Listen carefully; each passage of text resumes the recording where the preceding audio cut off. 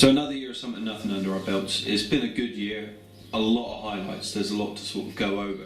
So last year we done a compilation, we went from end to end throughout the whole year of everything that we've done and achieved, and there's been so much that we've done over the last sort of 12 months that rather than sort of try and condense everything that we've done, we thought we'd pick our top 5 videos, and this is my top 5 videos of Something and Nothing in the 2017 to 2018 year. Number 5 for me is, it's not really like a great experience, but the video and everything that came out of it is one of my favourite, you know. So number 5 is the Wet and Windy Wild Camp. So what's Nath chosen?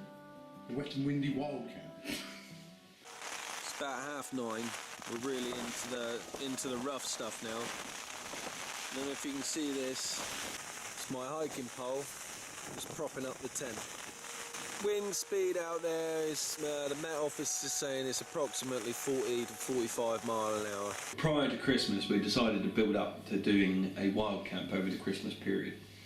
I'd been reading the book and Idris had come up in the book. It was winter. We wanted to do a winter wild camp. We had bandied around the idea of camping on Idris. So we started putting wheels in motion, we'd sort of picked a date, we were keeping an eye on the weather, went out and spent loads of money. I started to get a little bit concerned and panicky about the fact there might be snow. I actually went out and bought an ice axe. Now this is potentially a bit of overkill. I've actually gone out and bought a black diamond ice axe. Snow had hit up in Wales and it was just a whiteout. Unfortunately, due to illness, Trev couldn't make the dates that we had. Then Christmas Day, I get my annual flu. Always seem to be ill for Christmas.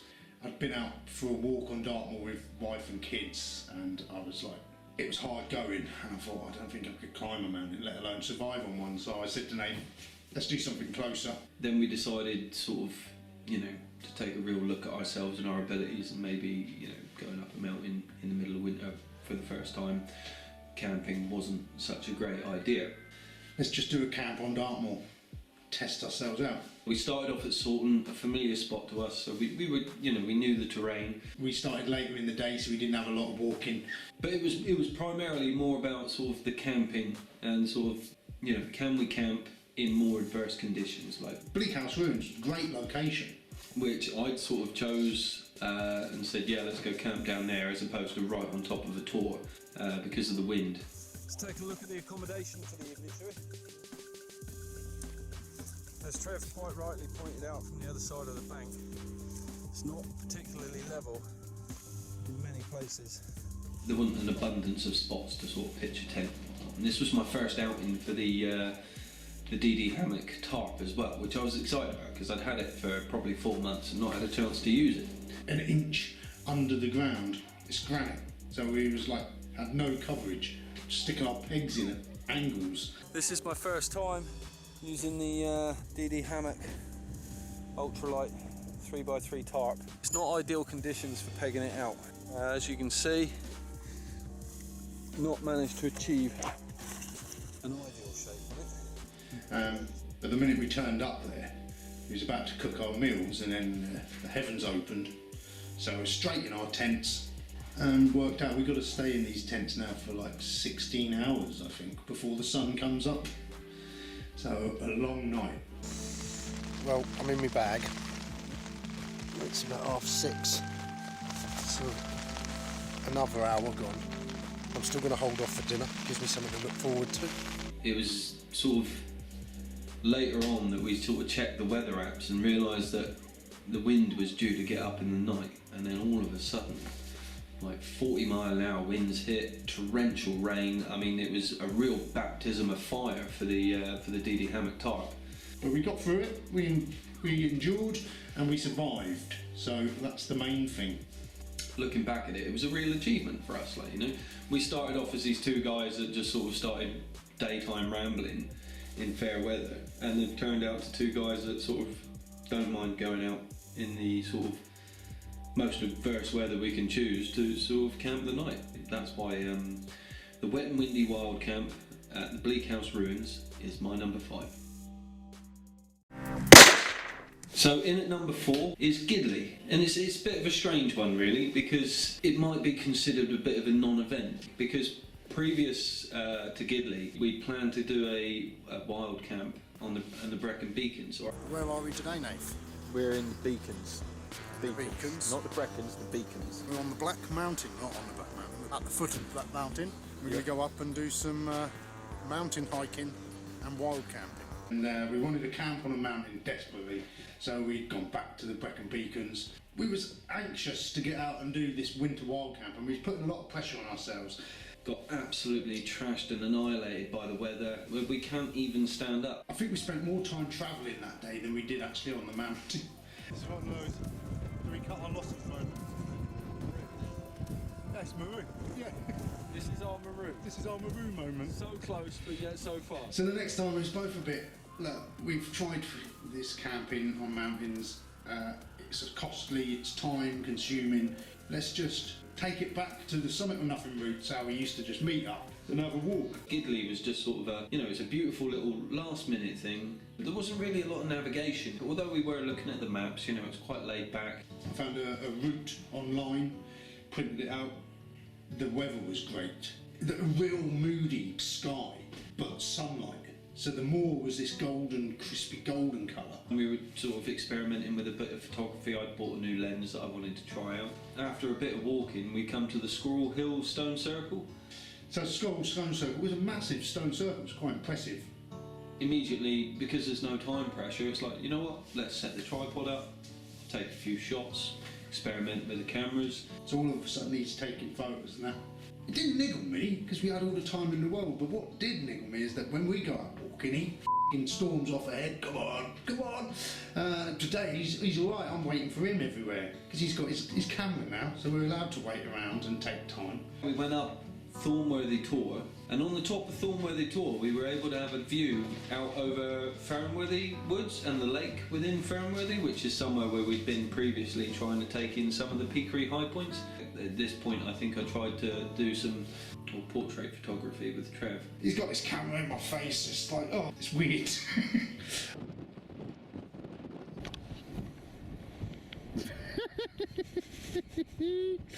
Who's that ugly?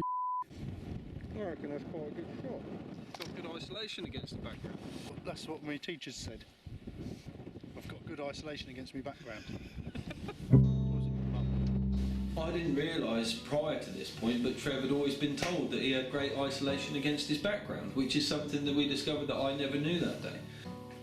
It's not news to me, When we came off of Thornworthy Tor, there was a brief stint where we decided we were going to take in another stone, or another sort of prominent stone that wasn't actually on our route, and we did sort of deviate off the route briefly, wander into some bog, and get a little bit wet underfoot. And it got pretty hairy there for a while. It was not just boggy, it was proper marshland. The ground shook. Yeah, we've walked ourselves into a bog here. I was only thinking sort of 10 minutes ago how, God, it's not been that boggy today. That was really spongy. But that was the only sort of bit of trouble we had all day. Then we went up to Gidley Tor, which was a tor in the middle of this woods, and it was quite strange. And sort of there was a nice little walk through some woodland, which is something we don't normally do. It just sort of generally ends up open moorland, twisted ankles, getting soaked, walking into a bog, getting angry, and then feeling destroyed at the end of the day. It was dry, it was clear, and it was just a beautiful day up on the moors. And that's why it's my number 4. And Princetown for me, we got hit by the beast from the east, and we had all this snow. Off work for a couple of days, usual thing, a few inches of snow, the whole country grinds to a halt. We were going to do another wild camp that weekend, but we couldn't get out on the Saturday. I couldn't even get out of my village. Well, the Saturday night, cars were starting to move in and out of the village, so I phoned Nathan and said, look, I'm up for it tomorrow, do you want to just do a hike? Sort of the snow had melted to a point where we could get up there, but as soon as we started getting on to Dartmoor and driving to Princetown, it was evident there was still a lot of snow about. So we park up in Princetown and we walk over to Dartmoor Prison and we start sort of doing our little, you know, introduction video right in front of the prison. I'm fine, mate. How are you? Alright. So we just leave the town. We find a little sort of track on the left that sort of heads up onto the open moorland. So as we're getting up there, there's sort of patches of snow about. Then we get up into the wall of snow. I don't know how deep we're going into that. Do you want me to test it? You film me going in? We've got a massive drift of snow out in front of us, which is brilliant. So I said to Trevor, I said, I'm just going to jump in. I'm just going to jump in. And Nathan is like, he's like Action Man, isn't he? So he bounds in, jumps in up to his waist. It's brilliant, we got it all on camera.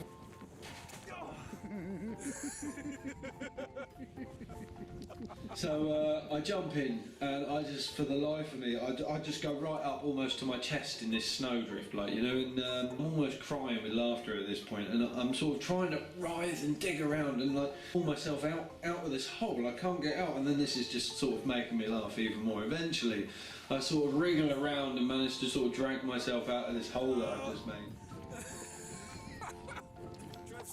I might just look for somewhere else. We have different approaches to crossing sort of obstacles, you know. The fear for me is knowing what's in that snow. Nath's found a point where he's just gone down. I'll probably find a point where there's a rock right there and I'm going to snap my ankle.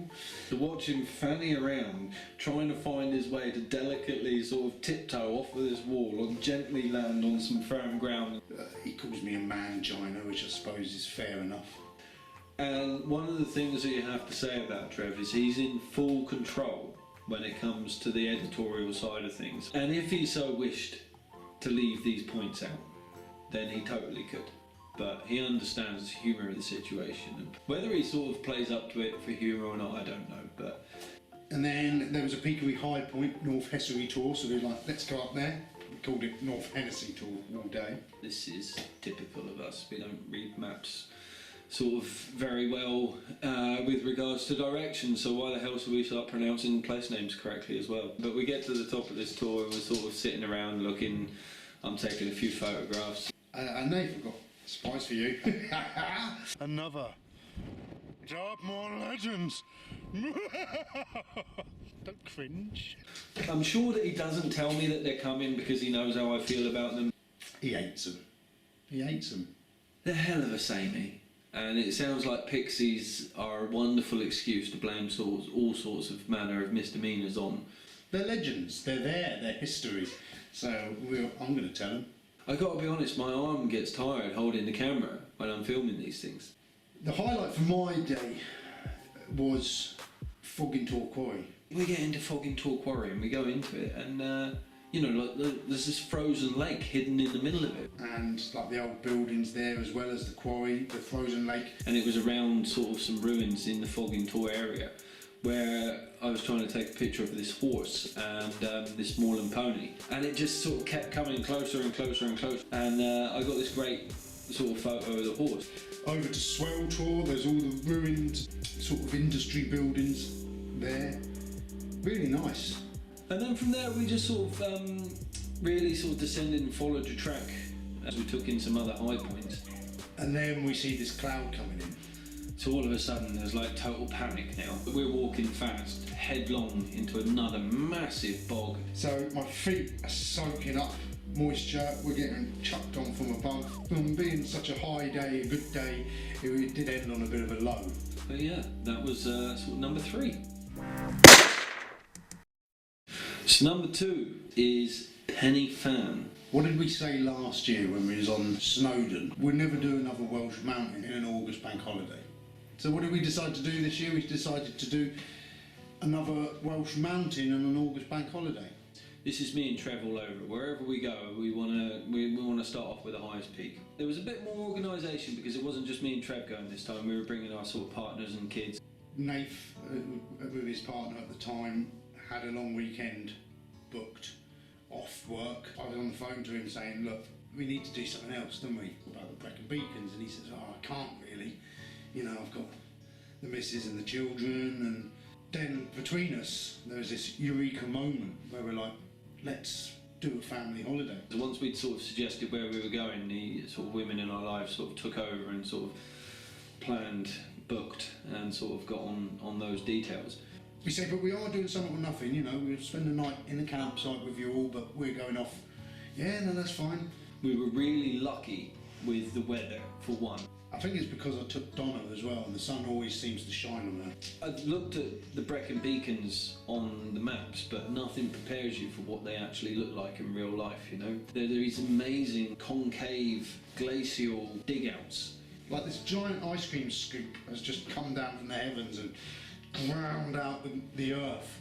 It's just vast, you know, and you just can't fathom the immense power or natural force involved in sort of creating those sort of shapes, you know. The heat was bearing down on us. We're sweating buckets before we've even sort of got anywhere up the hill. I remember we passed two blokes coming down the mountain, and they actually had bigger packs than us. And this is, I think this is the first mountain we go on where we've got our Summit or Nothing t-shirts on. And basically, what we haven't noticed prior to this is the fact that the way the logos are stuck on the t-shirts, they're completely non-breathable. A sort of a vinyl pressed on. It's good, you know, these have been washed so many times, and look, not a single ripple. And we're looking at each other and you can just see this massive wet patch around the outside sort of coming down our bellies, which must look sort of disgusting. My sweaty, greasy ring, this one. One thing I did notice about my t-shirt, it made me look fat. To start off with, is you can't really see the goal of the day because there's this big chunk of hill in front of you. And eventually we come round this corner and then in front of you you can see the highest peak. We can see that just getting up towards the top of Penny Fan there's sort of a definite change in pitch, you know, it definitely gets steeper. By this time I feel I'm getting fitter. I'm not stopping quite so much as I did on Scuffle Pike. Definitely not as much as I did on Snowdon. We did bump into a couple up there that were walking up the mountain with their kids that sort of makes it quite laughable at the fact that for us it's this massive challenge, you know, and there's these little sort of 4 or 5 year olds just bouncing along up the side of the mountain. And we get to the top and it's a Welsh mountain on an August bank holiday, so it's swarmed with people. Once again we're queuing to go and touch the peak. We are at the highest point in the Brecon Beacons. Everyone's got the same idea. Between Penny Fan and Corndhu, it's just like you're walking through some sort of shopping mall. You know, the constant traffic to and from. Then we just sort of went over to Cribbin. We've got a steep drop and a rise up the other side to Cribbin. So anyway, we get to the bottom, and I can remember looking up at Cribbin thinking, right, I can get up here in one hit without a stop, like, you know. Nath was going straight up there, and I thought, I'm going to give it a go. And I must admit, I didn't get to the top in one hit, but I got 2/3 of the way up before I stopped. And we get to the top, we decide we're just going to sort of sit down and chill out. Just sort of taking in the views. Well, I was taking in the views, he just falls asleep. And it's kind of the last peak of the day, so you know after that point everything you're doing is downhill pretty much. I think we spent like the best part of an hour up there. I think Trev pointed out that there was a couple behind us that sort of the chap had just proposed to his girlfriend. He's got a bottle of champagne and oh, it's all romantic. And Nath's response just creased me up. If I was going to propose, I'd sort of probably go somewhere with a bit more isolation. I'd probably choose a bit more of an impressive peak as well if I was going to do I it. wouldn't have chose this mountain. What's wrong with the bloke? It's not Everest, is it? I'd never heard of the place until today. It's just a typical Nath, Mr. Romantic response. It was a great, beautiful mountain. The views were absolutely stunning and breathtaking. Everything seemed to come right for that day. For that reason, that's why it's number 2 on my list. Number 1 on my list is number 1 on my list because it is a perfect encapsulation of exactly why we work as a pair of friends pursuing this as a hobby. The Old Man of Coniston. The old man. We've gone to the Lake District to conquer Scarfield Pike. Day 2, we're feeling a little bit humdrum. For our second day in the Lake District, we'd chosen this lakeside walk with a gondola ride. And at the end of the day, Trev's clearly aggravated that we didn't get up the mountain. Looking across at these mountains, one of which was the Old Man of Coniston, thinking we should be up there. And at the end of the day, he wants to go and do some time-lapse photography. And we end up right at the foot of a beautiful mountain. And Trev's wandered off and he's got his camera out. Like, this is a perfect opportunity for me to fold the seat down and fall asleep. Nath falls asleep while I'm out doing a time-lapse, and I see this sign, the Old Man of Coniston, 1.5 miles or 1.25 miles from this car park. That's not a lot, is it? At this particular point, if it wasn't for Trev's motivation, I would have quite happily just stayed asleep in the car. So I tap on the window, Nath, do a mountain. It's like, Trev, it's late in the day, can't do a mountain now. I was like, it's only 1.25 miles. But he made a fair point. The mountains aren't on our doorsteps. We'd travelled a long way for me to sleep in a car at the foot of a mountain. Bearing in mind, we knew that it was late in the day, the sun is already on its way down. There's a weather front coming in, it's going to be horrendous weather at some point. But I managed to persuade him to get him out of the car. I dragged my lazy carcass out of the car, put my pack back on. Trev's pointing at this sort of slightly smaller, less impressive sort of hill in front of us. I was convinced that the Old Man of Coniston was this mountain over to the right. Wouldn't be this massive mountain up here on our left. So we start up this path and I'm thinking, it's alright, if it's pathed like this, it'd be fine. It's only 1.25 miles, why shouldn't it be pathed like that? I remember we passed this woman and we were talking to her, and she's, you know, she had an accent, she was a proper local lass, or at least far more northern than me and Trevor. We say, where are you walking up the Old Man of Coniston? No, she goes, I wouldn't go up the Old Man of Coniston this time of the day. You know, we're easily spooked, I suppose. And it was only sort of a short while before that we discovered that we didn't have a map, we didn't have a compass. Trevor had left his phone behind, so we didn't have view ranges, so navigationally we were screwed. Anyway, after we've seen this woman and we realised we're sort of on a tight schedule to get up and down, Nath really starts marching. I've got it in my head that if we're going up a mountain, it's kind of in our name of our channel, you know, Summit or Nothing. And it's like, well, if we're going to start this, it's Summit or Nothing, we're going to the top. And it's starting to get steeper and steeper. The path just keeps turning and snaking and getting steeper, and eventually we sort of come around this corner and there's this massive man-made stone wall that's just made from slag and shillet that's out of this quarry. It's a real industrial sort of looking area. Nice, interesting looking quarry, but we ain't got time to stop, take it in. We haven't even got time to stop and catch our breath. So I really sort of started getting the bit between my teeth, and Trev sort of lagging behind, bringing up the rear. I'm following him up this mountain, and he is pushing, and I am thinking, just stop. I'm really pushing really hard, and I can hear Trev getting narky and a little bit shitty back behind me, and he's waffling into the camera, wasting oxygen when he should be sort of breathing harder, I guess. We're still going.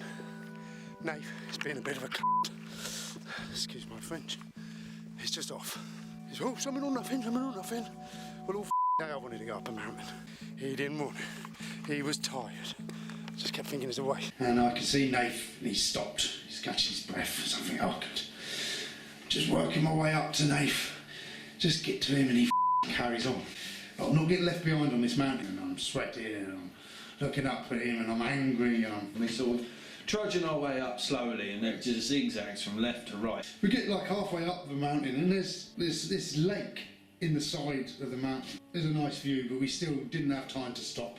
And eventually we come round this last sort of turn of the zigzag, and you can see then there is the summit. We got up to the top, and Nath was there waiting. As I start to approach the summit, I become acutely aware of the fact that I have just sort of left Trev, and I don't really want to summit without him. We've made it up to the top. The weather's not here yet. The sun is still up. If we'd have stopped all those times that we stopped when we go up any other mountain, we wouldn't have made it. And then we sort of summit together, and Trev sort of explains to me when we're up there that at points whilst we were walking up, he had this emotional sort of almost hatred for me at that point. I might have been pissed off with Nath at first, but by the time we got up there, I realised what it was, and we chatted about it, and he was like, we had to get up there, Trev, you know. And I never knew I had it in me. Giving it that summit or nothing! In the Lake District. At the top of that mountain, was the most heartfelt, guttural, primal scream we've ever given. And then by the time we come to coming back down the mountain, we're just, oh my god, it's almost embarrassing to watch back. It was like we was on drugs. We was like the drug of the mountain. And you know, we did go a bit sort of doolally. And then I was doing a monologue, and at the same time he's behind me doing a monologue. I'm saying, Nath's great, oh he pushed me, he's coming down going, Trevor's brilliant. You know, I wouldn't do it without him, and I wouldn't be here if it wasn't for him. And that's part of the emotional roller coaster of going up the mountains.